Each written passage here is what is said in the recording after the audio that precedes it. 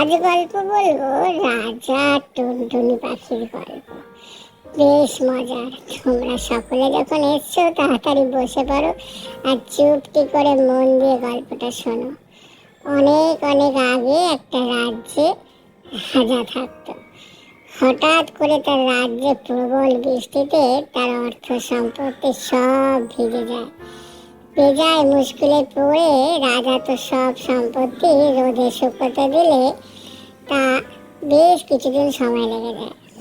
এর ফাঁকে একটা টুনটুনি পাখি রাজার অর্থ সম্পত্তির থেকে কিছু চুরি করে নিয়ে সে দাবি করতে থাকে রাজাকে, রাজার কাছে যে ধন আছে আমার কাছেও সেই ধন আছে। রাজা তো শুনে বেজায় চটে। সেখানে সে তার পাহারাদারদের পাঠিয়ে দেখে রাজার কিছু অর্থ তার কাছে রয়ে গেছে। এরপর তাকে ভয় দেখিয়ে সেই অর্থ ফিরিয়ে নেয়। কেমন লাগলো গল্পটা জানিও কিন্তু।